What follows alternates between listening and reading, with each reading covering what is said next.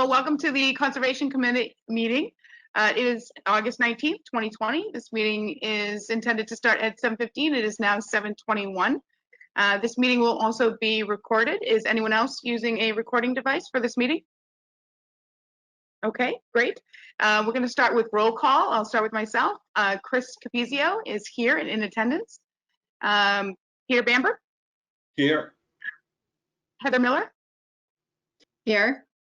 Catherine Walsh? Here. And Carly Rockland.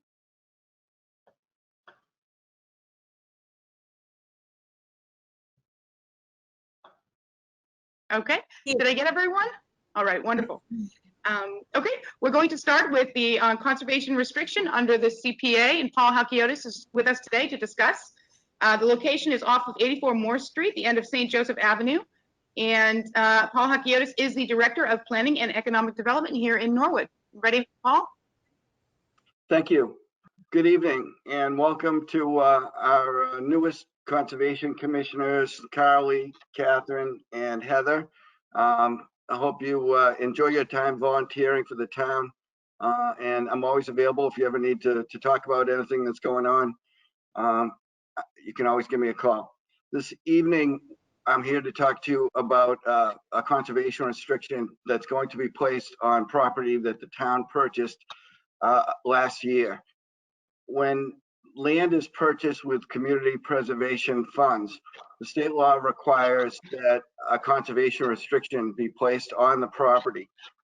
And the conservation restriction lists the things that cannot and can be done on the property and things that can be done but require some form of permission. When we purchased the property, we included money, $10,000 for this conservation restriction, and we included money to move forward with plans to develop a park at the property. So we've been working with the Wildlands Trust, Inc. They are headquartered out of Plymouth, and they are the entity that is going to hold and enforce this conservation restriction in perpetuity. The process of getting the conservation restriction reviewed and approved involves sending a copy to the State Division of Conservation and Recreation, and they have an attorney that all this person does is review these restrictions to make sure that they have all the legal requirements that the state requires for a conservation restriction to protect the land in the future. The conservation restriction was already reviewed and approved by Dave DeLuca, our town council, and it's been reviewed and approved by the board of directors at the Wildlands Trust. I met with the Board of Selectmen a month ago, and they also voted to recommend approval of the conservation restriction. The last step in this process at the local level is to ask the Conservation Commission to take a formal vote to approve the conservation restriction. Then I will go back to the state with the approval letters from the Wildlands Trust, the Board of Selectmen, and the Concom saying that it's cleared all the local hurdles. Town Council, as I said, has approved it, so it should be in good form to go forward. If you have any questions about the restriction, it's a 22-page document, and it's really written in legalese, and it sets forth the things that can and can't happen there. If you have any questions, I'd be glad to answer them.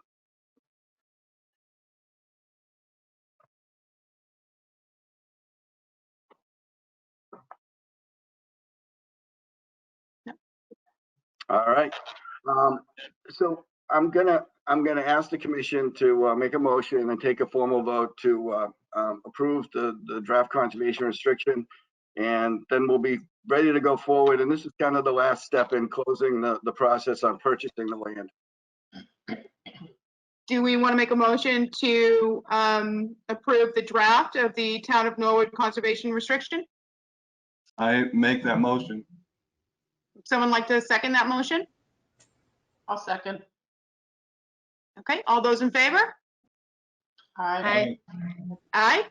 Any opposed? Okay, the motion carries. Thank you. So what we're planning to do is, when we went to town meeting and got the funding to buy the land, we included money to hire a landscape architect to design a Riverfront Park and a Riverwalk trail.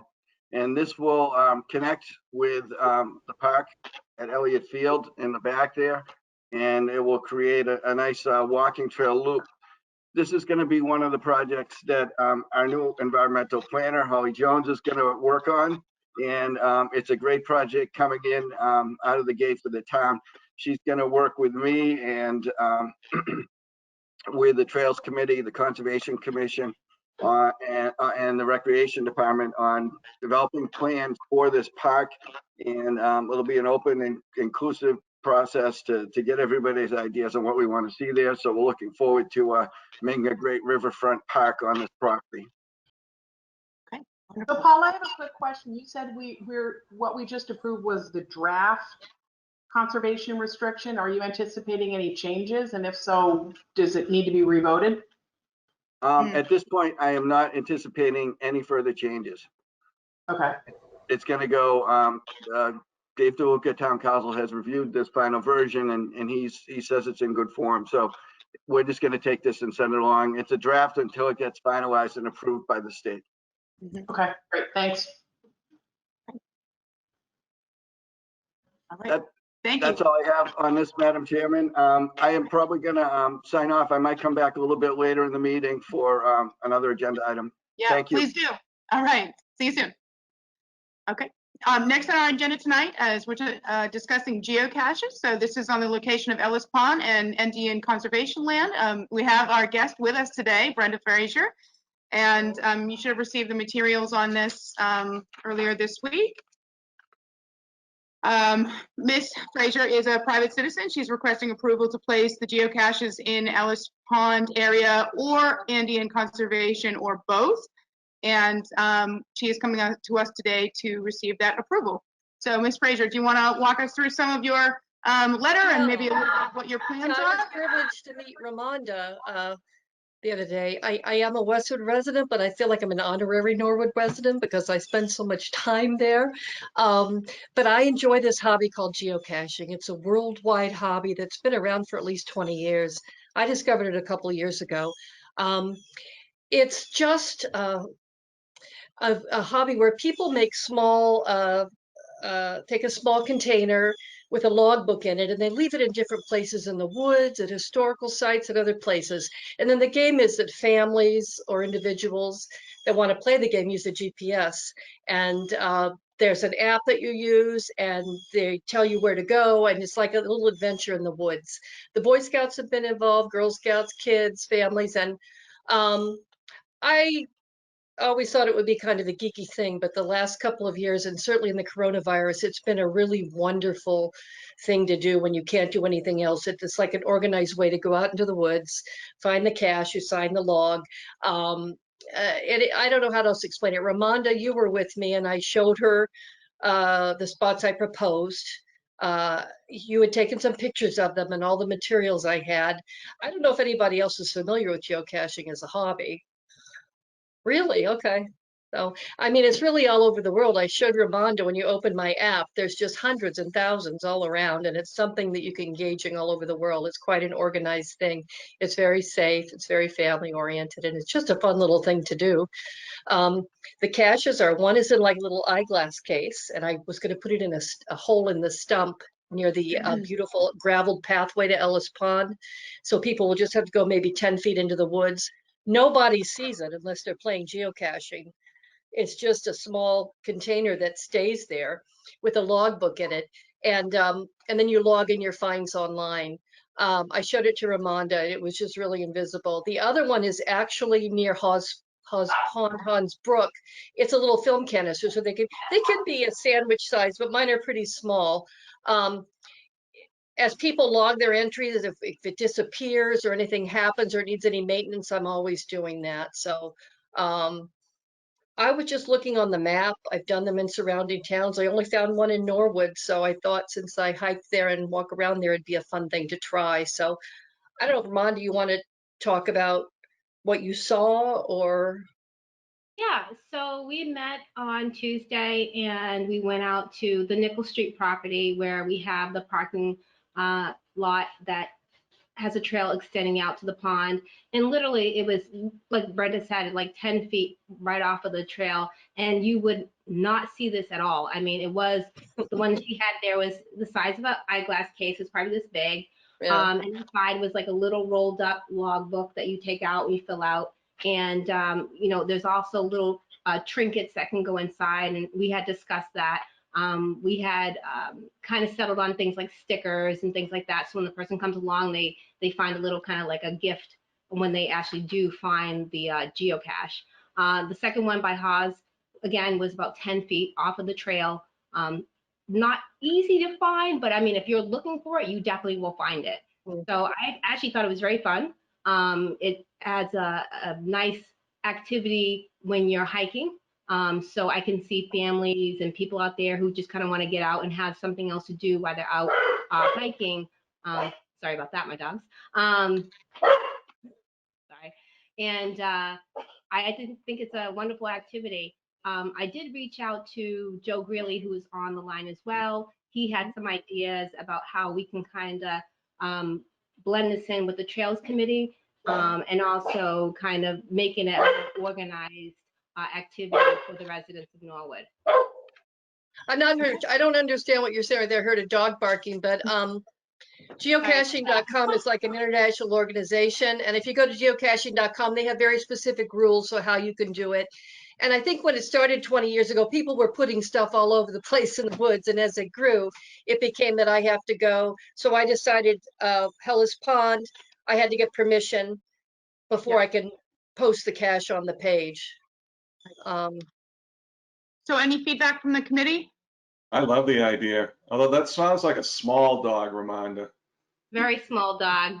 Small dog, wouldn't fit the size. Maybe you'll start to do this. Go to the app at geocaching.com and just look around. And if you allow me to do it, when I post these two, I'll send you the copy of.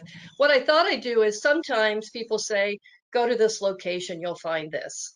And it's dry, but sometimes you really learn something about the area. So for the one in Ellis Pond, I'm just going to copy my version of that little idea about how it was an ice pond and people used to stand around. I just thought that was interesting. So whenever I find a cache, I like to learn a little something. It's just a very casual thing. So as per Brenda's letter, she has stated that she's going to be responsible for the geocaches, that she will be responsible for their maintenance, for any of the objects that need to be replaced. If they're damaged, that she'll remove them. And really tonight we're just voting on whether we approve the use of geocaches in the two places that she's identified, and then we're going to defer her to Joe Greeley for implementation. Okay. Sure. One question. To consider is like where people walk in and out to get to a geocache, I guess, to make sure there's no species there that would get like. Oh, what I will say, if I may, I'd be shocked if you got 8 or 10 people a year. I mean, it's a popular hobby, but when I look at the caches around, sure, everybody, like 4 to 6 people will probably go in all excited and log it. But then over time, I'd be surprised if there were even one person a month going in there. I don't think there's any species here because it's right on the path and it's in a hole. And the other one is just in the hole in a tree. Actually, Ramonda found it without me even telling her because I should. Yeah. Yeah, actually, so no, the areas that they're in, they're already active trails. I mean, literally, if you're on the trail and you go off literally like 10 feet, you're kind of walking on leaves or things like that. There's nothing in the way that would stop somebody, you know, no tripping hazards or anything like that. So I wanted to make sure that when they are placed, that it's actually safe for people to get to them and get back out. So they are very close to the path. I would like to say that this is a massive worldwide hobby. People put them on the top of mountains, at the bottom of the sea. I'm 60 years old. I'm not going to be doing, I want within very easy family oriented types things. I don't want to find it's 5 years from now and somebody wants me to replace a plastic box miles in the woods. So that's my attitude about this. People can treat it very adventuresomely, but I am not that person. I wish you had your pictures, Ramon, to show them exactly where it was. But. Well, Can I make a motion to approve this? Sorry. Can I just ask a quick question? Yeah. Yep. I agree that it sounds really cool and like a great way to engage people. Just wondering if there's any concerns about wildlife, like getting into the container or getting any of the pieces out. Right. And similarly, if the container is to be lost or opened, does what's in there kind of become trash that could potentially, get into the nearby water body? I would like to say that by Ellis Pond, there's a very short path. It doesn't go all the way around by the gray gravel path. Ramonda said there's a plan to try to connect the path around Ellis someday, which would be great. What I found is the path doesn't go very far. And I actually found some beer cans and other examples that kids might have been sitting out, hanging out back there. Not bad. So I thought I'd go by with some gloves and just pick up the beer cans. I don't think it didn't look like a huge problem. I don't think there's any way. Ramonda, can you speak to that?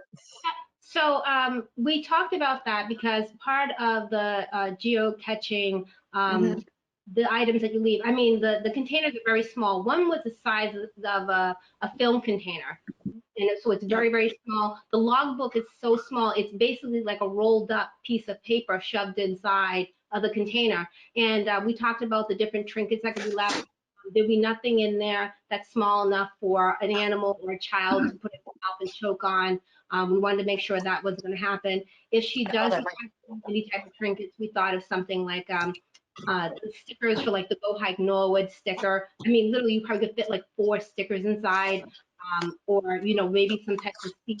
We don't have to put anything inside. The smaller caches, there's a piece of paper. There's some really tiny ones where it says geocache log.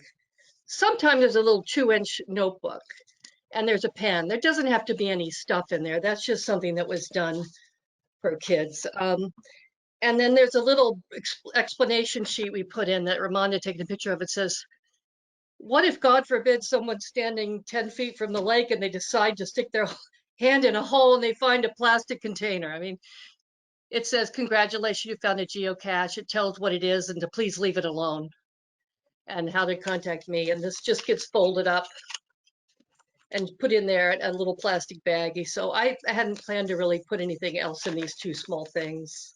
Well, I think Heather's concerns and I think Carly's concerns are both warranted. And I think if we vote and however we vote to approve or not approve, that we are going to defer to Joe Greeley to ensure that this is implemented in a way that's safe and that he can provide us with feedback around the location and whether it's any wildlife or any plants will be disrupted in the process. So if anyone else, if there's no more feedback, I'm going to present the motion. Okay. Do we want to approve the cache placement for both the Ellis Pond and the Indian Conservation Land? I make that motion. Do we have anyone who seconds? I'll second. Okay. All those in favor? Aye. Aye. All those opposed? Okay, motion passes. Great. Would you like me to speak to Joe at some point in the near future, or what would you like me to do? Yes, well, Joe is on this call now, and I do think that moving forward from here, before anything is implemented, before anything is placed on the ground, that you want to coordinate with Joe. And Ramonda, did you say someone from the conservation agent also needs to be there as well? Yeah, so once the new agent, once Holly starts in September, we will put them all together so they can all work on it together. Okay, great. Set up and so not until September. Yep. So don't do anything, just wait till September? Or can I put them in? Then I have to submit it to the geocaching.com site and they have to approve it for me. And I have to give them, and they'll say, they're on top of this. They'll say, is there anyone we can call to make sure you got the right permission, or they won't do it. So Sure. Well, we will not have that evaluated, or do you want me to just shelve it till September? I'd rather just do it, but I'll do whatever you think best. I'm going to state that I think it makes sense to wait until our conservation agent joins us, which is going to be on September 1st. And I think at that point we can coalesce and get this moving. We've already approved it, so now it's just a matter of waiting about a week. So Joe, will Joe call me or can you give him my email, Ramonda, or? I will give him your email address. Okay, well, thank you so much. It's a fun thing and Okay. I'll send you any more info I can when it's done. All right. Thank you very Have much. a wonderful summer. Bye. All right. Okay, next up, we have a notice of intent, Allen and Majors Associates Incorporated, representing Connor Flanagan Bird Incorporated, DBA Certainteed Roofing, DEP file number 251-0516, and 2020-03. Project location is 1077 Pleasant Street. And I believe we have a representative here to speak. We do. My name is Ryan Bianchetto from Allen and Major Associates. I'm a landscape architect and the project manager for the project. Working on behalf, our client is Travis Hinman, the managing consultant with Ramboll Environ, and the owner is Certainteed Roofing, who's been in business for many, many years in Norwood. Many of you are probably pretty familiar with the site location. If you will, I'm going to take control of the presentation. Ramonda just gave me control. I'm going to put up a couple of PDFs to go through locations and share some information along the way that I think will be helpful to everyone. Can I just put the PDF of the aerial up? Can people see that on their screens? Yes. Great, awesome. So the location again is Certainteed Roofing Manufacturing Facility. They're located on Pleasant Street, and the river is at the north of the site. So Pleasant Street on the south and river on the north, Neponset River. To the west, southwest is the border of Norwood, and you can see in the center of the aerial, I'll zoom in a little bit, the majority of the site is taken up with the manufacturing facility. It's an active manufacturing facility. I'll zoom into another aerial that's a little clearer, and so Pleasant Street again is where my cursor is, if you can see that. And then the location of the site that we're here tonight to discuss is here at the back of the site, just across the river. Can people see my cursor?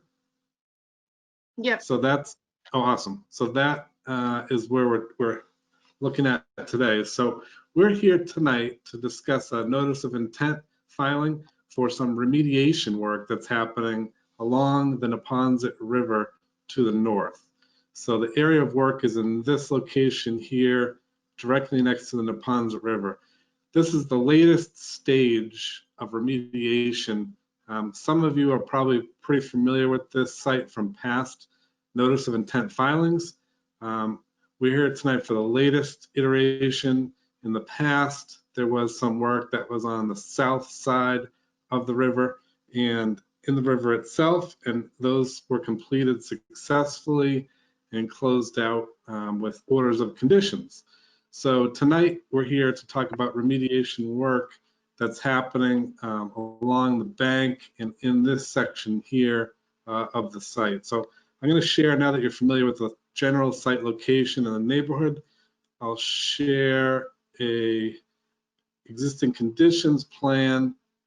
This was submitted with the notice of intent. It's a pretty good sized set of plans. And so it's a little more technical, but shows the Neponset River in the center of the screen.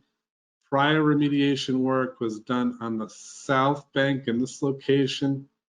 There's an existing bridge that connects across a river, across the river, and there's previously disturbed areas in the other side of the site. We're working in this purplish blue color that you can see on the screen. That's our limit of work. And so an existing site that's about 43 acres, again, bound by the Neponset River, and property was operated previously to Certainteed buying the property. It was owned and operated by Bird & Son Roofing that you may be familiar with. Their operations date back to 1904. when the first roofing plant was built on site. This remediation that's proposed is environmental remediation for issues in the soil. So there is asbestos containing materials that are in this location of the site that need to be removed, just like in the past projects that were done successfully. So at the end of the day, we're talking about improvements to both the Neponset River watershed, to the immediate surroundings of the site, and to, important to the notice of intent, improvements to the 200-foot riverfront area. So we're here tonight with the notice of intent because due to the Neponset River, there's a 200-foot offset for the riverfront area, and we're working within that area. So at the end of the day, what we're proposing is remediation, and we're looking for an order of conditions to condition the proposed remediation that'll improve the site conditions. So you may be asking, what's the remediation consist of? And I'll go through just a couple of bullet points. If there was detailed questions on the remediation, Travis Hinman with Rambo Environ as the managing consultant can certainly speak to that. I'll just go through a brief bullet list that is in the notice of intent. We would be installing erosion control measures. There's an erosion control plan, and I will bring that up. So there's erosion control measures that will be installed at the perimeter, silt curtains, silt fences, and wattles to control the construction and removal of the soil.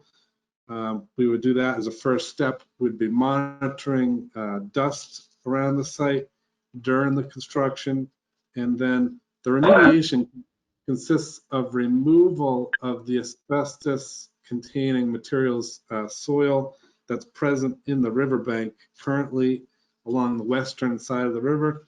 Those soils will be excavated and removed, and then we're going to put back clean soils and cap over the top with additional fill for protection measures. And there'll also be a non-woven geotextile fabric that's on top, which is pretty standard installation procedures for this proposed remediation. And then on top of that will be soil. Additionally, there'll be fencing and warning signs around the outside perimeter of construction area. So at the end of the day, what you would see at the surface would be new vegetation. We're going to revegetate the area. There would be fencing, warning signs, and then riprap along the bank. So the Neponset River bank, where my cursor is now, the last most recent remediation that was approved by Norwood Conservation and DEP was along this bank. That consists now of riprap. In the proposed condition, it's a nice, clean material and will stabilize the bank. That's the proposed material that would be installed along this portion of the riverbank here. So that's essentially the quick nuts and bolts overview of the work. I did flag the resources on site, and we flagged the top of bank for the Neponset River, so that's shown on the proposed plans. And we also showed on the survey the 100-year floodplain elevation, and that is also shown on the set of plans. So in terms of resources that are in the area, and the reason that we're here tonight, it's just those two 100-year floodplain and the riverbank itself. There is no wetlands proposed. So that's essentially the quick overview. There's no proposed buildings. There's no other proposed improvements. It's essentially a project to clean up an area and improve the riverfront itself. So there's a whole bunch of performance standards that I won't get into or bore you with. I'm sure you're very, very familiar with them in terms of bank and riverfront. We've outlined all of those standards in the notice of intent, and we're showing how we're complying with those standards at the end of the day. So one last plan just to show is the proposed condition here. This just shows in a in a technical manner the proposed contours. So we are filling over that existing area where the cuts are occurring, and that's the proposed grades in the area of work. So that's the basic overview. We're certainly happy to answer any questions. At the end of the day, we've met the performance standards that are extremely important to both the owner and town of Norwood and DEP. So we've met those performance standards, and they're outlined in the notice of intent in that pretty thick report. We have met the drainage requirements. There's, of course, the 10 stormwater standards that DEP requires compliance with. There is no existing catch basins or drainage systems in this area, so we are proposing operation and maintenance plan to comply with the requirements for stormwater maintenance on site. And at the end of the day, this will be an improvement to the area. So with that, I'd like to turn it back to the commission, answer any questions. And I understand there's a peer review that will be happening by LEC, which makes complete sense. As was mentioned in the introduction, the site has received a DEP file number, and ultimately we are looking forward to moving forward with these improvements. I did also provide the green cards by email to Ramonda and the Conservation Commission liaisons, so that those are on record. So again, happy to turn it back to the commission if there are questions. And any questions at this time? I have a few questions. Brian, can you go back one to the bigger site plan? Sure, the erosion control plan, or? Yeah, the one you showed just before. Okay, so just to be clear, the purple dotted is the work zone? That's correct. And the solid, Yep. is that blue? The solid, let's see, let's zoom in a little bit. It seems a little smaller. Is that, yeah, the solid blue is what? Correct. The erosion control measures. Okay, and the dotted orange? I think that's a temporary soil location. Let me just check the legend here first. Okay. Yes, material staging area. Okay. Sorry, And the fencing, I didn't include the legend on the screen. Okay, that's all right. And then the fencing is going to be located where? The fencing is in the proposed improvements. Let me open up that. And not within the buffer zone or anything like that, right? It's in the 200-foot buffer because we need to outline the area and protect it from further intrusion. But from a wildlife perspective and perspective of openness, if you can see where my cursor is, the fence goes to the bank, but does not go down it. So there is opportunity for crossing both on the east side and then also on the west side. The fence stops in this location here, so there's an opening. Okay. And so this is an existing MCP site then, right? And all this whole plan has been approved by them? Correct. Travis can get into any details that involve the LSP and work with DEP, but yes, there was prior coordination with DEP, and these remediation efforts have been approved by DEP in the past, going phase by phase. Okay, and so, yeah, this is my first meeting, so pardon my ignorance. So this is like a third or fourth phase of this remediation, and it's in a similar manner that's been conducted previously? So the other, sorry, I got kicked off for a second and had to jump back on. This is Travis Hinman. So the previous phases that were conducted here on the other side of the river, there were petroleum hydrocarbons leaking into the river and in sediment. So there was excavation done. There was a reactive barrier put in, as well as sediments removed from the bottom of the river to manage all of those things. The reactive wall was put in on the other side, and monitoring wells have been put in as well. So they did some El-Napple removal and right along where Ryan is showing there on that south side of the river there. They did some El-Napple removal. That's kind of slowing down. They haven't had any more seeps into the river. They haven't had anything. And we actually had the NOI for that portion of the project closed in early June. And so this is the next phase of that project. What happened is they discovered this material during work on the bank during that other phase of work. And so they discovered it, they realized that it was more extensive than was originally thought. And so we realized that we needed to finish the first phase before we can move on and manage this. Got it. All right, thank you. You're welcome. So anyone else? Yeah, go ahead, Carly. Did you want to say something?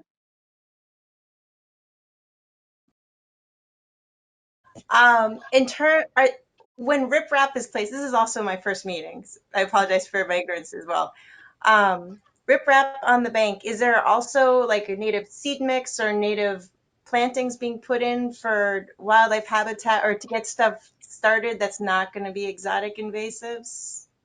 So Sure.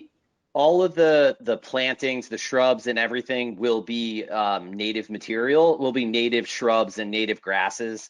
The bank itself will be riprap. We're not doing plantings on the bank itself. We're using class 2 riprap for that to reinforce the bank and make sure that it doesn't kind of peel away into the river. But all the other stuff will be native plants and grasses. And there's a planting plan in the submission package. It's up on the screen now, but you can look at it in detail in the submission. Okay, thank you. Yep. Yeah, go ahead, Heather. On the fencing, is that just during the remediation project, or is that intended to be permanent? The fencing will remain as part of just kind of restricting access from people in the area.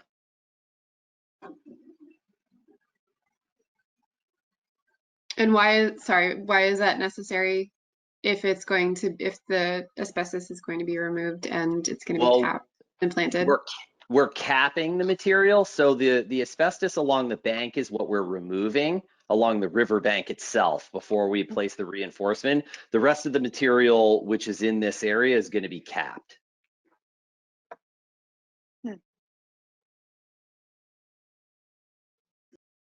Okay.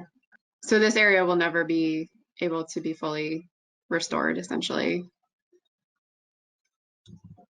to a place the public could access, or right. And you know, this is an industrial site as well. Currently it's not anywhere, and there's no plans for anything to change on this site. So there will be an AUL placed on the site itself. But this is generally, right now, this is not a place that the public would like to access, just because it's an industrial site. So we will place an AUL on the area. Yeah, I'm thinking more about people who are using the river or even wildlife crossing through this area. I mean, a fence is pretty restrictive in terms of movement, so just curious about that. Thanks. So the LEC is going to review the remediations for us and going to review their plan. And so really our job tonight is just to make a motion to continue and to have them come back and discuss after the review has taken place. So I would make a motion to continue until September 2nd. Does anyone want a second? Well, I'll make that motion. You can't. Oh, sorry. I'm suggesting the motion. I make that motion. Is that at 7:30? I think so, yes. Ramonda, would that be at 7:30? I'm not sure if she's with us. Let's say yes at 7:30 to start. Okay, that's my motion. Would anyone like to second that motion? I'll second. Okay. Sorry, I'm here. All Yes, those it would be 7:30. Oh, 7:30, great. Okay, and then all those in favor to continue until September 2nd? Aye. Aye. Those who oppose? Okay, carried. Okay, thank you very much. Very good. Thank you for your time. We look forward to continuing working with the commission, and we will see you on September 2nd. Yes, we'll see you in a couple Thanks, weeks. Brian. Thank you. Thank you. Have a great evening. Okay. Next on the agenda is discussion of an enforcement order. This is something that we actually, I believe we had discussed in our previous meeting as well. This is for the Jain Center of Greater Boston, N2020-04, 556 Nichols Street. The Jain Center, I believe we have representatives from the Jain Center here who are going to discuss their position. They sent a very lengthy and very detailed letter explaining their position on a violation, which we identified with regards to log removal, tree removal, and wood chipping. We are going to hear them out and have them further explain the letter that they submitted, and then we're going to vote on whether we want to move with the okay. Who is here to speak on behalf of Jain Center? Yes, I can speak. Okay. Good evening, respected county officials and all the members. My name is Eddie. We're having a hard Just one time moment. hearing I think you. we're getting background, or we're getting feedback from your microphone. Let me call you from my phone then. Okay, One- yeah, call us from your phone. So while we're waiting for him to call, so the last time we met, which was in late July, the board voted not to issue any fines, and we did not issue any enforcement order yet. So it's still on the table to issue the enforcement order if you so choose to do so, or if you choose to levy a fine. But right now, it is still on the table. Mm-hmm.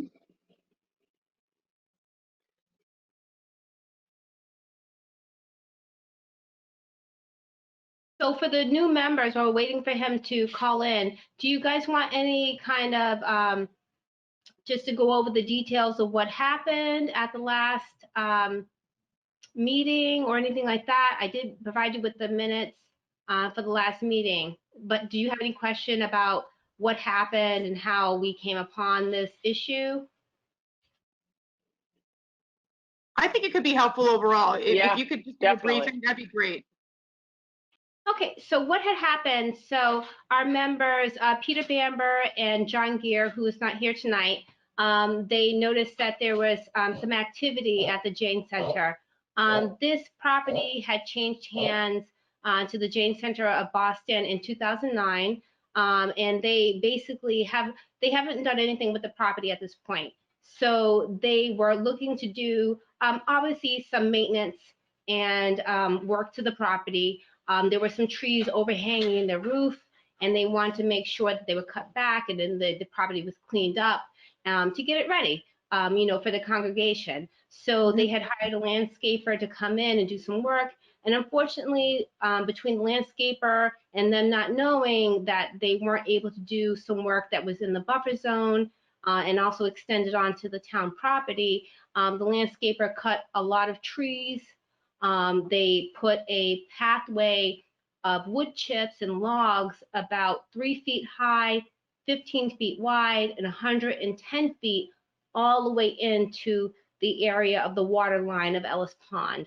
So when we were alerted by the members, Peter Bamber and John Gear, I went out there, I assessed the area, and we worked with Paul Halkiotis, the planning director, to get the wood chips removed from the area, which they were absolutely willing to work with us. They had the wood chips pulled back, put into an area that would not cause any issue to the pond or the buffer zone. So they have been very open and willing to work with the commission to get the problem resolved. They just were unaware of what they were allowed to do. And unfortunately, the landscaper was more than happy to cut down all these trees, which were not on their property. So basically, they found themselves in a situation that they're now trying to work with the commission to get this resolved.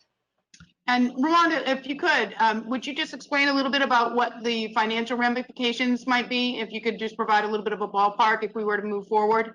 Yeah, so to get this resolved, so the commission was gracious enough not to issue a fine, which they could do a $300 per day fine.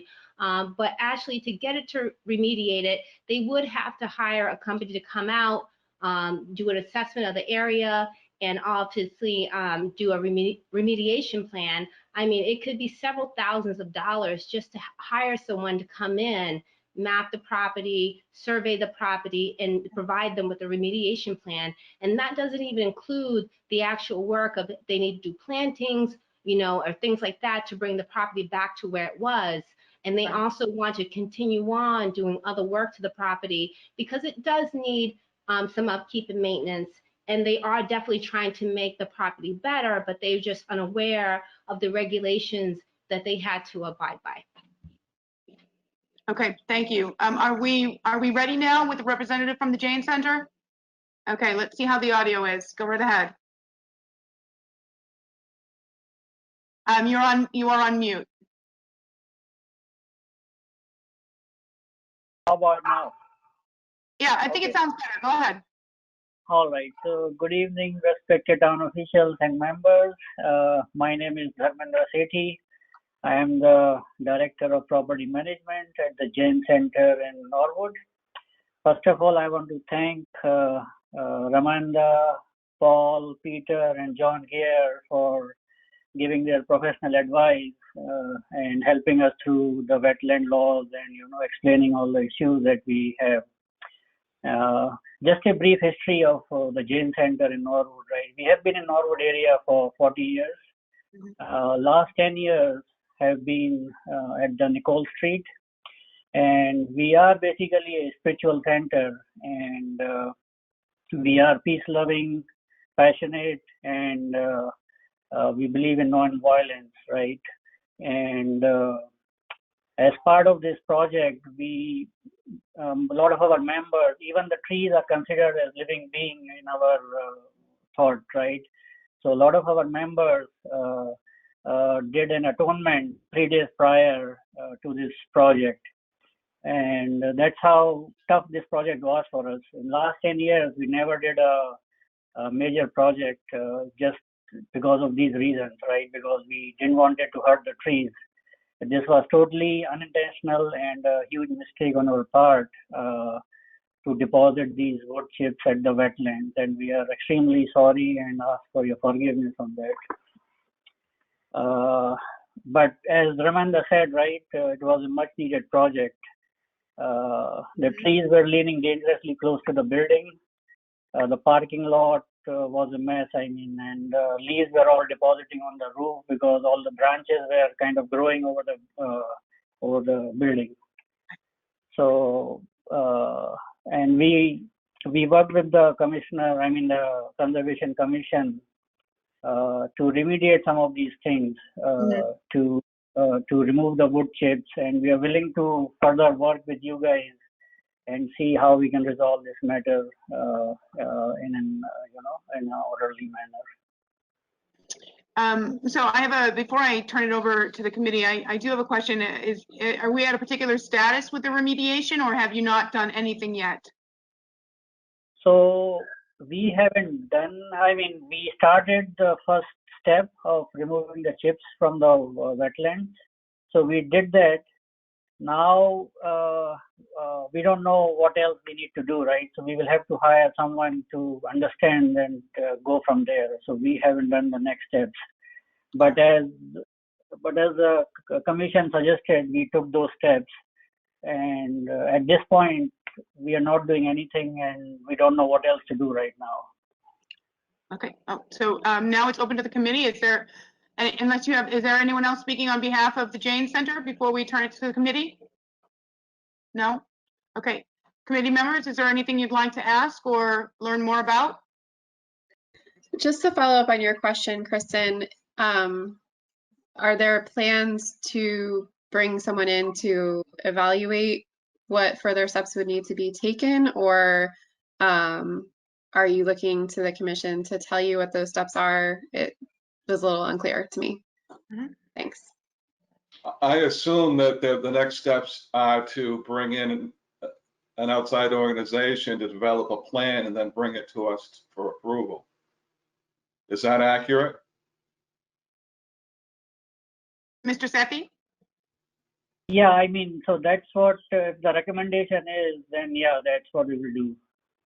Because, So yeah. at this time, we're waiting for you to engage with an organization, have them bring a report with us. I presume whoever you hire will be working in conjunction with our new agent and or Paul. Hi, Paul, you're back. Going forward, that way we can, at least in my opinion, we can avoid an enforcement order and any fines. But at this point, that would be the goal is to remediate the area and allow you to do the work that in a proper manner so that you can improve your property. So that's my 2 cents. Okay. Can I ask the members a question? Paul, did you have a question? Yeah, Yes. I do have a question. Okay. DK, go ahead. Okay. So the question is, right, in like couple of years, right, or maybe in near future, we are planning to do a major project at the temple.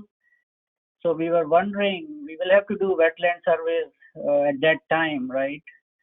So is it possible to wait till that time and then do the survey then? Paul, did you have something you wanted to ask? Yeah, and thank you, Madam Chair, and I can respond to that. So I understand that there are plans to do more work on the property, but before the commission gets involved with entertaining any future projects, I think we have to close the books on the incident that occurred.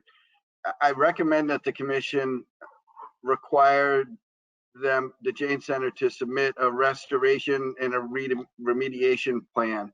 They need to show us how they're going to remediate the damage they caused and what areas they need to restore that were physically in the resource area where clearing took place. They need to submit a planting plan for what's going to go into that area to bring it back to the way it was before the tree clearing occurred. So I'd recommend that the commission require that they hire an outside consultant to submit a remediation plan and restoration plan. And after that's all cleared up, then the commission can entertain future plans for the site. And that's my motion, but don't anybody second, because I'm sure you others have questions. When did this work occur? About 3 weeks ago. Oh, that's it. Okay. Yeah, I totally support your strategy, Paul. Yeah, it was a very lengthy recommendation, so I think it's going to be a little bit difficult to repeat as a motion.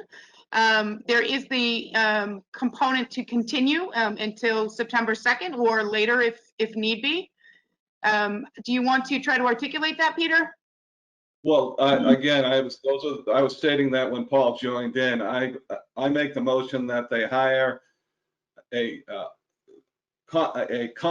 competent outside entity to put together a remediation and restoration plan and present it to us for approval before any other activities take place.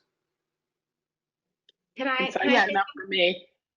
I'm sorry, can I say something for a second? Sure. I'm sorry. So I'm going to share my screen right now. So when I talked to DK earlier, and I know they have long-term plans of doing some work on the property, let me just share the plan that he had. So can everyone see that? Yes. Okay. So approximately right here is where the disturbance took place. So you have the pond down here. They put a pathway all along here that was about the 3 feet high, 15 feet wide, 110 feet long.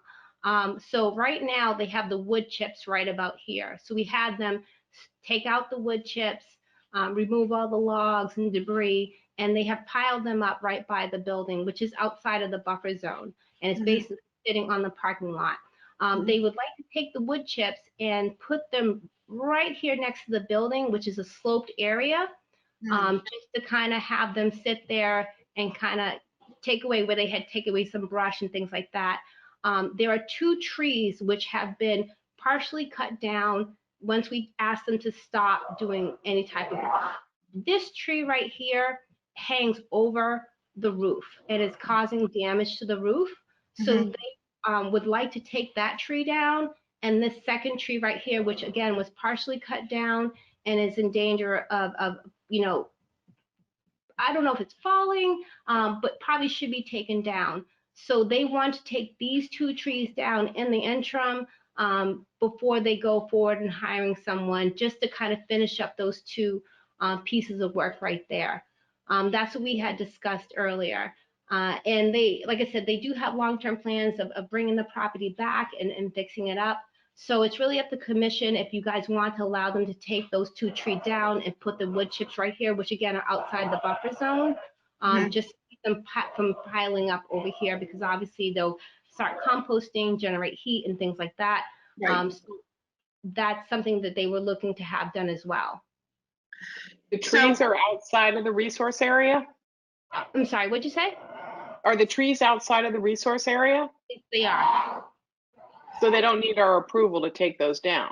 No, but we asked them to stop doing any work on the property. Okay.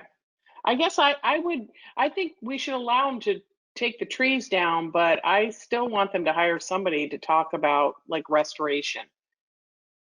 No, they are aware. We had a very long conversation today. They are very aware that they have to hire someone else to come in to you know, flag and do a full site plan and give them a remediation plan along with a planting plan to restore the area. This was just a concern they had about those 2 trees that they had started to take down and would like to continue work. We've asked them to stop, and they basically stopped all work at the property. They haven't done anything else besides remove the wood chip that we told them to remove. Got it. Thank you. Yes, but to Catherine's point, anything within the resource area is my motion. Anything outside of the resource area is not under our jurisdiction, and we can't tell them what to do no matter what. So my motion still holds that nothing happens within the resource area until we have a full plan for restoration and remediation, and we approve it within the resource area. Agreed. Yes. I mean, I hate to say it, they just wanted to hear it from the horse's mouth. They want to hear that you guys are okay with them, with them taking down those additional trees. Because there was work that was way up here that they were like, oh, we don't want to continue doing. I said, that's well outside of our jurisdiction. You guys can continue. They were like, we don't want to do anything until you tell us to do it. So they just wanted to hear directly from the commission that it was okay to do the work right here in these 2 areas. Yes, continue the work outside of our jurisdiction. Agreed. And then does anyone want to second the motion that was presented by Peter? I'll second. Okay, all those in favor? Aye. Aye. Aye. Those opposed? Okay, and then the motion carries. So we will wait for a remediation plan. Now, do we need to continue this to a later date? Yes. Yes, that was the question. The question was whether September 2nd was too soon. Perhaps a future meeting would be necessary. Maybe, Mr. Sethi, do you have an idea of what a good timeline is for you?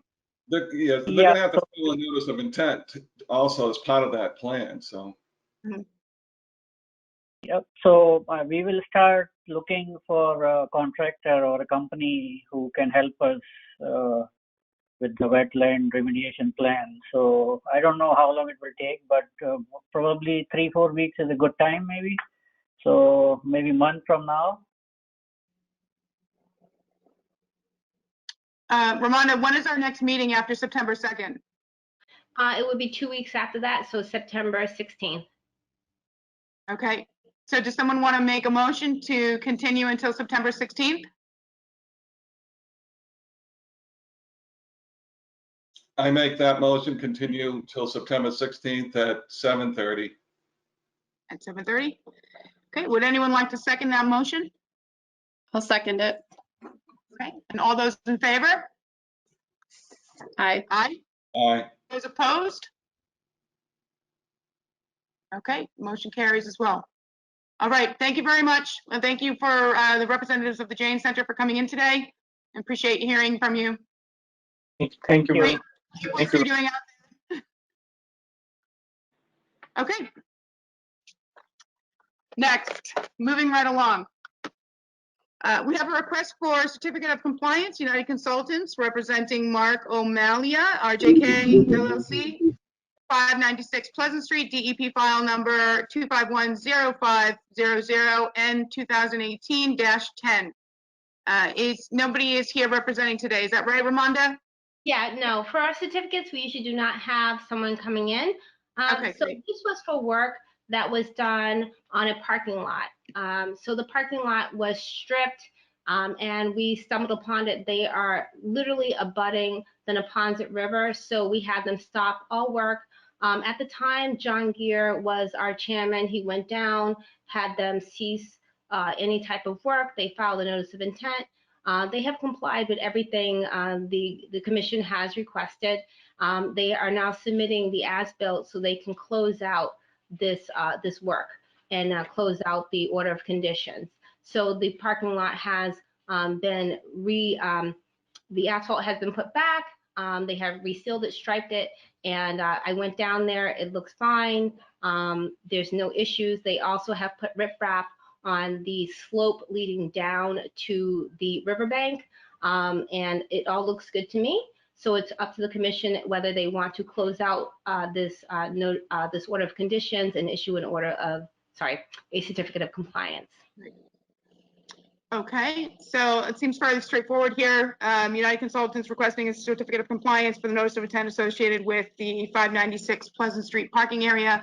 Do we want to make a motion to approve? I make a motion to approve. It's much better now than it ever was. Does anyone want to second that motion?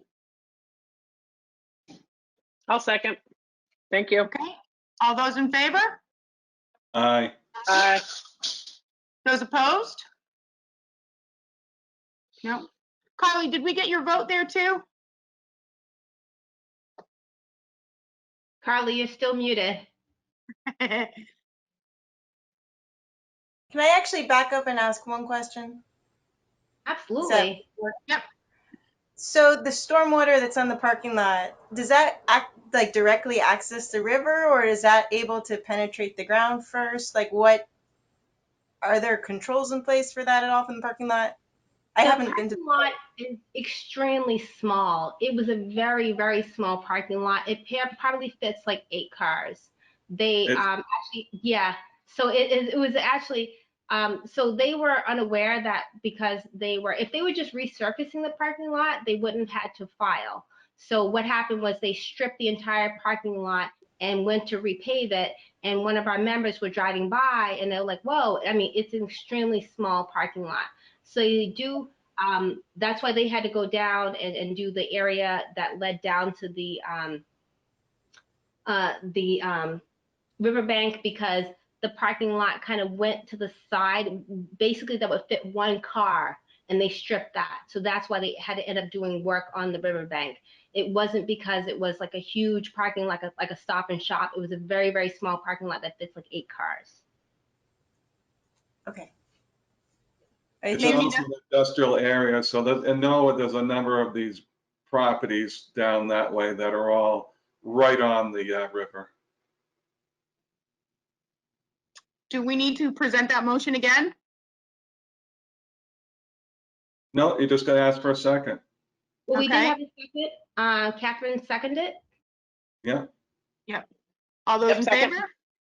Aye. Aye. Okay, those opposed? Okay, the motion carries. Wonderful. On to the next one. We have another certificate of compliance, request for certificate of compliance from United Consultants. Again, representing Subaru of New England, 111 Moore Street, DEP file number 251-0443, and 2012-11. And we are looking at United Consultants' request for a certificate of compliance for notice of intent associated with the building at 111 Moore Street. Ramonda, did you have any background to offer on this as well? Yeah, so this was, as you can see, we have a lot of certificate of compliance. I'm trying to clear the books for the new agent before she comes in. So we're trying to follow up on these last lingering things. So this was Subaru of New England. They built a new building. It is a LEED compliant and super, eco-friendly building. They have rain gardens, and they've basically done everything they can to be eco-friendly with this building. So this is just them closing out the building. I went by. Obviously, the building has been in use for quite a while, and it still looks very great. They are still trying to comply with everything they can with the conservation regulations and the bylaws. So this is them closing out the order of conditions for that building. Reminder, isn't this just for the tiniest little piece on the eastern end of the parking lot, which was within our jurisdiction? It's not the building and everything else, which is wonderful, isn't even within our jurisdiction. This is literally an incredibly small section in one tiny corner of the eastern end of the parking lot towards Route 1. Yes. I mean, we barely got jurisdiction on this project. I had to mute myself before I laughed, but yes. But Mr. Bach has, even though we didn't have a right to basically say, what he could do, they were basically trying to build this building the best way they possibly can, and comply with everything. So they have been very willing to work with the commission. And yes, it's only that certain area that we had jurisdiction over. So like I said, the building has already been constructed. They have been using it for quite a while, but we're just trying to get this closed out. So really it's up to the commission if they want to issue a certificate of compliance. Okay. Well, would we like to make a motion then to issue the certificate of compliance for the? I make that motion. Thank you. Second, anyone want a second? I'll second. I guess I'm Miss Second. Oh, good, Heather. Oh, Yeah. go ahead. You got it, Heather. Okay, all those in favor? Aye. Aye. Those opposed? All right, motion carries. On to the next certificate of compliance. The request for a certificate of compliance is with Kelly Engineering Group representing Bekim Patel of Moderna Therapeutics, 100 Tech Drive, DEP file number 2510495, N 2018-06. Ramonda, were you going to provide any extra feedback on this, or? Yes, so Okay. This was a notice of intent for a fence. So they were fencing in a small area on the property. So basically they have constructed the fence. They have provided photos of the construction. I went out there to view it. The fence is in great condition, exactly as they had stated in the notice of intent. And it's a fence. Right. Okay, wonderful. Do we want to make a motion to approve the certificate of compliance for the security fence installation at 100 Tech Drive? Actually, ask a question. Of course. Okay, so the photograph that was included shows a fence going through, it looks like a small waterway. Do you know anything about that? Well, that was one of the issues why they had to file a notice of intent. So they did the best they could with the fence there. Like I said, I was out on the property yesterday and it does look fine. There's no debris in it. There's nothing getting caught in it, but it does go over that area. And that's why they had to file the notice of intent. Mm-hmm. Is there enough height for like wildlife to get underneath it, or does it go down to the bottom? It's a little bit away. Let me just pull up the. So there is like a little opening for wildlife to get through, but honestly, I would say maybe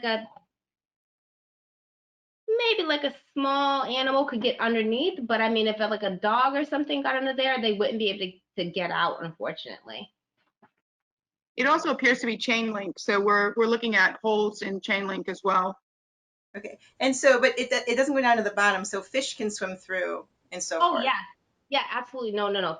Fish can get through. It doesn't like work like a fish trap. There's nothing there to hold them back from swimming through. No. Okay, and it looks like there's debris on the right side of the fence, the like fallen leaves. Mhm.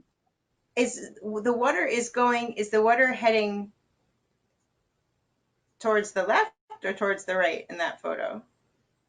The water will be heading towards the right. Okay.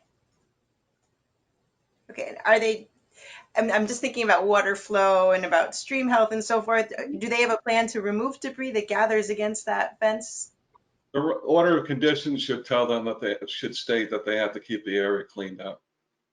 That Okay. was issued. Yeah, so if we issue a certificate of compliance, the ongoing conditions continue forever. So they would have to agree to continue on with the maintenance forever, which would be cleaning any debris from that area that would get trapped.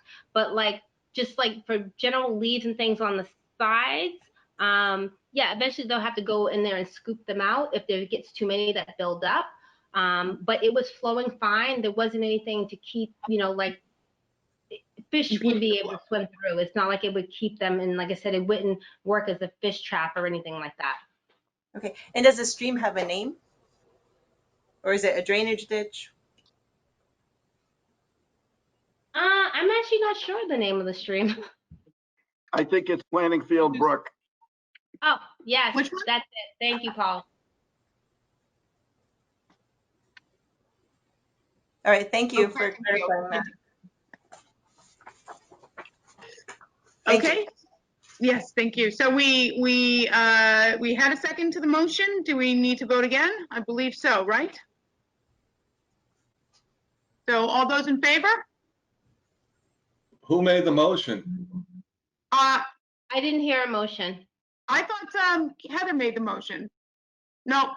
No, Carly had a question.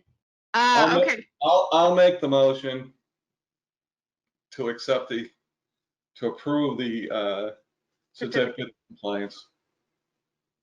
Okay. Does anyone want to second that motion?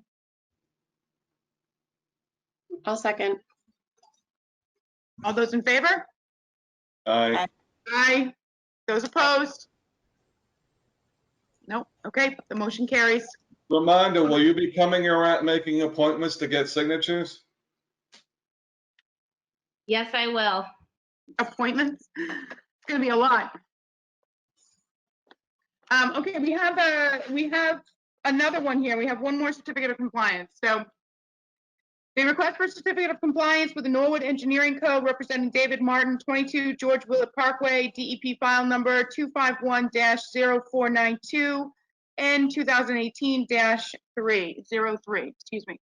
So this is the next certificate of compliance, and I recuse myself. okay, all right, He's my next door neighbor. that makes sense. Romana, did you want to add any feedback to this one, or? Yes, so this has been a project that's been going on for a while. Unfortunately, the property owner had to stop some work for several months. I believe it was almost a year, and the commission granted him an extension last year. This was for an addition that included like a pathway, like a paver pathway that extended around to the side. I went down it. It looks absolutely lovely. They have a raised kind of bed on the side as well, which our former agent had allowed to be installed after. So this is an addition to a home, a residence, and they did a really good job with it. The site always looked clean. The former agent, Al Getz, had no problem with the work that had been done on the property. Great, excellent, thank you. We want to make a motion to approve the certificate of compliance? I'll make the motion. I'll second. Do we have a second? Great. All those in favor? Aye. Aye. Yes. Okay, those opposed? And we have one recused. So the motion carries. All right, thank you very much. Getting down to the last piece here. So we're going to move on to the Conservation Commission business. We don't have a conservation agent to report, but I'm sure, Ramonda, you're going to guide us through the Conservation Commission business in place of the Conservation Commission agent. Yes, so I did provide you with the minutes for the previous meeting. So if you had a chance to review that, if you had any feedback or changes you would like to have made, just let me know. But if you are satisfied with them, you can just vote to approve them. Okay. Any commentary from the commission? Would anyone like to make a motion to vote to approve the minutes of the last meeting? I'll make that motion to approve the minutes. I'll second. All those in favor? Aye. Aye. Those opposed? Okay, that motion carries. Next item looks like the Boston Skating Club. Okay, so Paul will be speaking on this. We had the Boston Skating Club. They were doing some work, obviously, in the front of the property, and there was a misunderstanding between the landscaper and what the skating club wanted, and we were alerted to that by the landscaper, actually. And Paul's probably going to chime in here to give some more detail about the progress of the remediation. Thanks, Ramonda. So this situation occurred about the same time a few weeks ago when the violation was discovered at the Jain Center. There was construction work ongoing. They are feverishly trying to close up the project and open up in September. This evening, we have with us Daniel Gavoni from North Star, project manager. And Dan's going to fill the commission in after I give a little bit more history, adding to what Ramonda stated. Ramonda contacted me and said that there had been a misunderstanding, that the area that runs along University Ave, where there is an existing swale, was clear cut. And this was an area that was the focus of some discussion with the planning board when the board had public hearings and we were reviewing the project, a major project special permit. And this was also discussed with the commission, how this area would be handled. There was existing vegetation that ran along University Ave, and there was an existing drainage swale that took stormwater from University Ave and channeled it away to a wetland area to the south.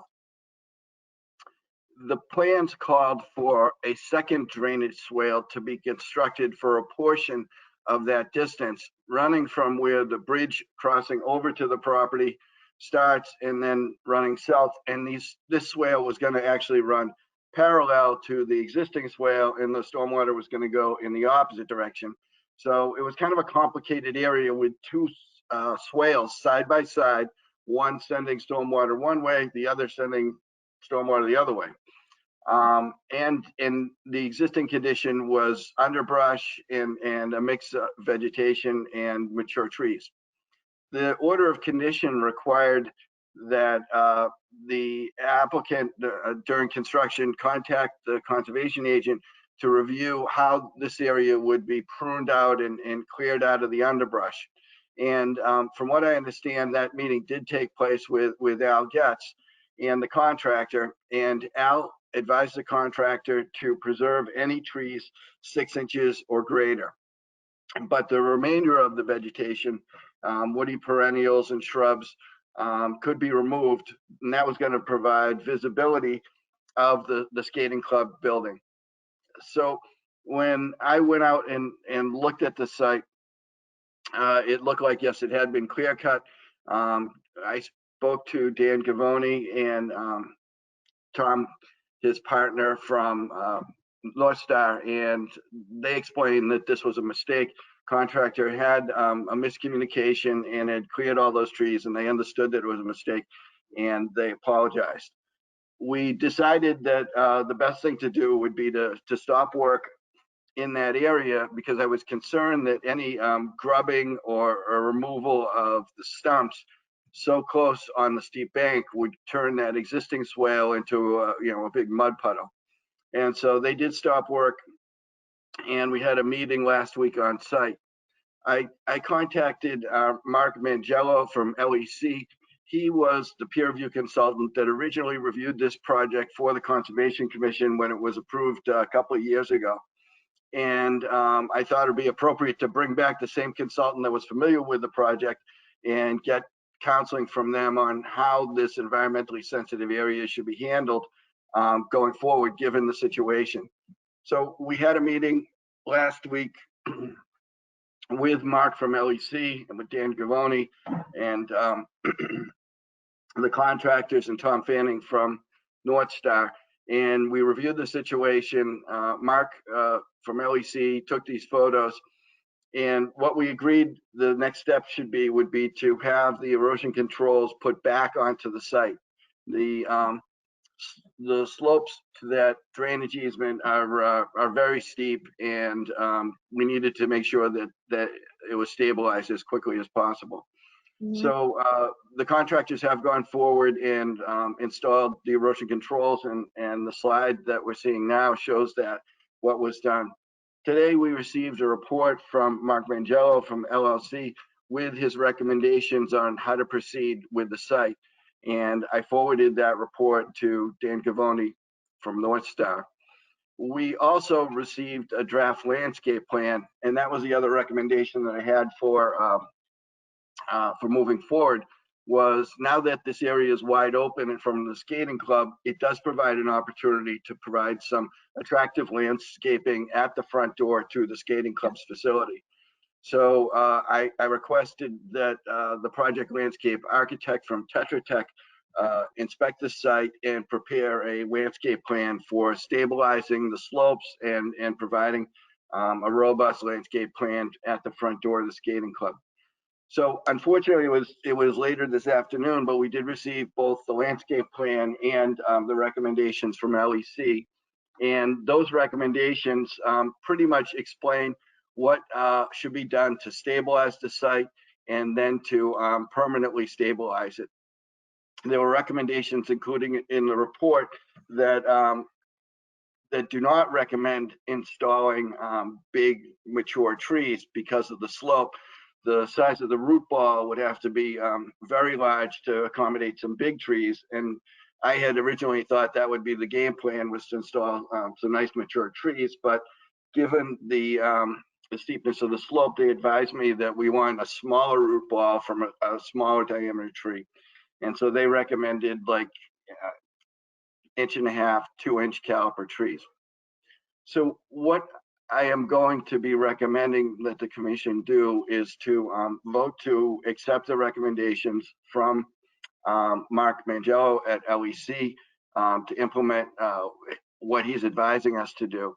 And I would like to take the landscape plan that we received today from Tetra Tech and have Mark review that and see if he agrees with the types of plantings and the locations of the plantings that are being proposed by Tetra Tech's landscape architect. That's a little bit of history and what we've done so far with this. I want to provide an opportunity for Dan Gavoni to fill in and add to what I've explained to the board, to be able to provide answers to any questions that the commission might have. Thank you, Paul. Thank you, Paul. Dan Gavoni, I'm with North Star. I'm representing the Skating Club of Boston. I think first and foremost, you know, we understand that there was a mistake made. So the project team made a mistake. Immediately after finding out about this issue, we self-reported on it. I think we, as the project team, as well as the skating club, are as upset as anybody. Not happy with what occurred. There was a clear breakdown in communication between our construction team and the landscaper. So after self-reporting and meeting with Paul on site, we've engaged with our landscape architect and put together a plan that we believe is inviting to the site. As Paul noted, we met with Al Getz on site to review what should be cut down in that area or what should be removed. The plan was to remove anything under 6 inches. Unfortunately, the area was completely clear cut. So after that occurred, we did go out and review our count of trees that were above 6 inches is in the 18 range. We believe there was roughly 18 trees that came down that should not have. Our landscape plan that we just received from our landscape architect today and have forwarded to Paul for his comment and review does include roughly 40 trees to restore that area. As Paul noted, the slope of the embankment requires us to install a tree of a 1 to 1.5 inch caliper to the root ball. So we believe that 40 trees should adequately cover the mistake that was made as it relates to the size of the trees that came down, as well as provide a more inviting entrance to the Skating Club of Boston. We immediately after meeting with Paul did work to install the stabilization at the edge of the stream, and I think we're hopeful to move forward and get this behind us and restore the area to the extent that we need to satisfy everybody. Do we have any questions from the committee? Thank you for speaking, Daniel. All of us. Sure. Okay. Yeah, Catherine? So I'm just curious as to why we would approve, is it LEC? Why would we approve their recommendations? I feel like I would want to be approving the recommendations of the landscape architect that North Star has hired. So I think that's a fair question. LEC was. We hired them, right? Do we hire them? The Conservation Commission hired LEC to review the project initially back a couple of years ago. So when I needed some technical advice on what to do with this area, I wanted for consistency to bring back the same firm, the same person that was familiar with the project. I can. So this just came in this afternoon, and so I know that you probably didn't get a chance to read it. But I have it in front of me, and I can ramble off the recommendations if you'd like. Well, so I'm not sure. Did we get that? It's probably in your mailbox. Yeah, no, I mean, I'm actually looking at my mail and I'm looking at what I got, and I see LECs and a whole bunch of other stuff. And so I feel like I don't want to approve anything until we get a submission from the North Star. Am I off base there? That's what I was going to say. No, I don't think you're off base. Heather, you had a question too that you wanted to ask. Yeah. Thanks. Yeah, I had a question about the trees. So understand the concerns about needing to plant smaller trees because of the slope. But the removal of 18 mature trees is a really big deal, especially in this area. Are there opportunities to plant larger trees elsewhere on the site that would, even if they're not providing the same benefits in terms of the bank stabilization and directly in that location, would at least help to maintain the overall tree canopy in this area? Because, I mean, 40 trees is great, but 40 small trees is nowhere near the benefits that 18 mature trees were providing. Mm-hmm. I could speak to that a little bit. The constraints in the northern edge of our property line, we're constrained not only by the drainage easement in which this incident occurred, but directly south of that is a Algonquin gas easement in which we're not able to plant any trees. And then further south of that is the beginning of our parking area. I will say that I believe personally we have a fairly robust landscape plan for the site itself.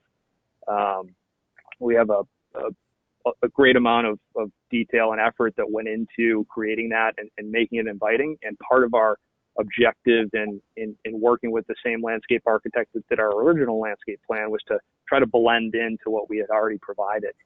So I think to that end, to your question about more mature trees, I think we are pretty much everywhere around the site is covered with very mature trees. But the northern part of the site where this area is wouldn't support additional more mature trees just because of the easements that we have to contend with. Is there any possibility of paying for mature trees to be planted elsewhere where they're determined to be needed, even if it's not on the site? Maybe that's more a question for Paul. I don't think we can do that sort of thing. They can make an offer of that, but that's not something we can vote on and require. Right, but if it were to be included as part of the restoration plan, that could be something that we would approve as a condition of the plan, I guess is what I'm getting at. Yeah, I think that could be part of approval of the remediation and restoration of the site. So that's a reasonable request, and there probably are some locations on that property. It's a fairly big site where they might be able to provide some additional larger trees. Did anyone else have any? Yes, Carly. Okay, so the water in this ditch, where does it go to? Does it flow to a stream? Where does it go to? It flows to a wetland that I think is southwest of there. University Ave is a fairly new road. It was built in the 1970s, and when they built it, they did kind of like country drainage, and they built a drainage swale right next to the road. So from the back of the guardrail, there's a steep embankment going down to the swale. As you know, we've had a very dry summer, and we observed kind of a trickle. There was some flow going through that swale, but the conditions on the ground were pretty dusty, and so that does carry more water, I think, when there's been a wetter conditions and after a rainstorm. Okay, so what I'm thinking is one way of keeping a waterway healthy is you want cooler water because it holds more oxygen. And the way to do that is to keep the water shaded, right? So we want to put in the thinner trees you're saying. So I guess when we're putting in the trees, thinking of ones that will grow up to shade the water. I don't know if it's faster growing species or what. And then the mixed vegetation to provide habitat for wildlife heading down into the wet area. If that's going to be proposed by the landscape architect. So yeah, I agree. We definitely want to provide some shade and kind of restore some of the conditions that were there before. The landscape plan so you didn't receive the landscape plan or the report from LEC because they came in this afternoon, and we just literally got them at 3 o'clock. If what the commission would like to do is to take that under advisement and review it and make some decisions at the next meeting, if that would make it more comfortable, that's certainly something you could do. I have to tell you, and I think Dan's going to reinforce this, that they are eager to wrap the project up. There's the construction of the swale that's on the building side of the other swale, and they need to finish that up as part of the parking lot construction. And so I think Dan is going to be asking you if it's okay to continue constructing that other swale and to continue to stabilize the site while the commission's reviewing the remediation plans and the restoration plans for the remainder of the existing swale. How do you guys feel about that? That would be a motion to approve the continued construction of the swale. I think perhaps we don't have enough information. Well, I mean, part of me says, you cut down 18 trees you shouldn't have.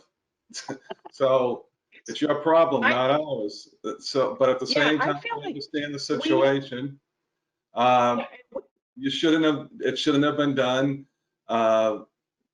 And we don't want to see a plan, and we want to see what LEC has to say. As for continuing on the swale, I'll let others talk about it and probably support the majority. But as far as I'm concerned, you made a mistake. You live with your mistakes. If I could speak to that for 1 second.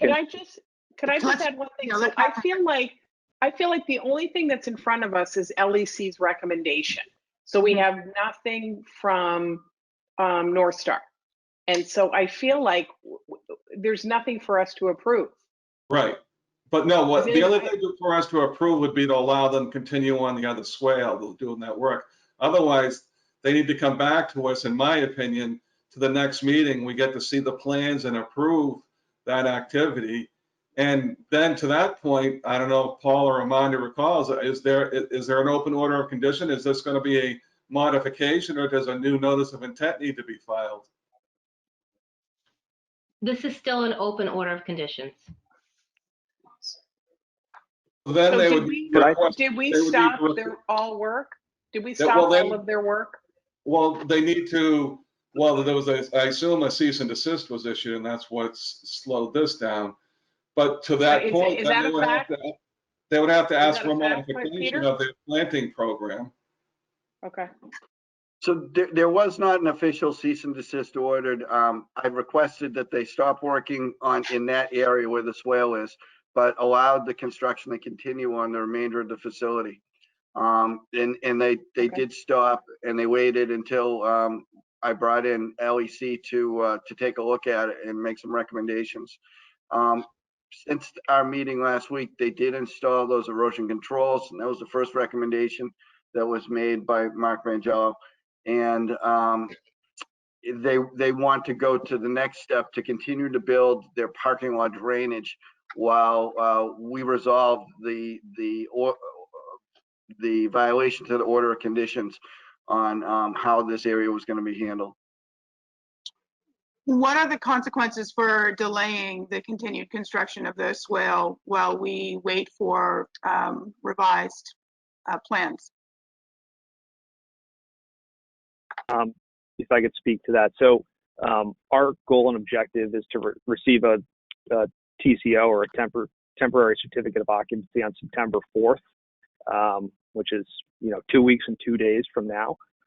We're unable to finish the front area of the parking lot until that drainage swale is created. That drainage swale is south of the easement area and within the limits of work. That drainage swale is just to support sheet flow from the parking lot. One of our concerns, and one of the reasons why we're eager to create that swale, is should a strong storm occur, we have concerns that sheet flow from the parking lot, in which we already have a binder down, could go in and get into that drainage channel within the drainage easement right now. Does anyone else want to provide some feedback before we move toward a motion? Just a request that whatever remediation and restoration plan is submitted include some planting of mature trees or funds to the town to plant mature trees. Do we want to make a motion? Oh, I'm sorry. I'm interested in hearing what the motion is. I guess I'm still a little It would seem confused. that there would need to be two different motions, wouldn't it? Yeah. One would be to approve them continuing working on the swale, which I guess they would. And then the other would be to continue until our next meeting and ask them to bring forward a plan for us to approve. Yes. Is that accurate in everybody's opinion? Yes. I think that sounds reasonable. Yeah. Okay. So Okay. Well, I second Peter's motion. Motion. I make the motion to allow them to continue work on the swale. That will be the standalone. Okay. Second. Okay. Second. All those approve? Aye. Aye. Those who disapprove? No? Okay. Then I'd make a motion for them to appear at our next meeting at 7:45 with a plan, and with their plan and LEC, we can review that plan, and then everybody here, Kylie, Heather, Catherine, myself, and John and Steve, we can all look that over and see if we're satisfied with it. We probably will be. I don't disagree with Steve, I wouldn't, but I mean, we haven't seen it. So as Catherine pointed out, I can't approve something I haven't seen, so. Do we want to make a motion? I'll second. Peter made the motion, so I'll second, but I agree with what Heather said. It'd be really important to see how they address the mature tree issue. Well, I think they've heard you, and it would be smart if they address that when they come for approval. So that is for September 2nd, correct? At 7:45. Yeah. All those in favor? Aye. Aye. Aye. Okay. Those against?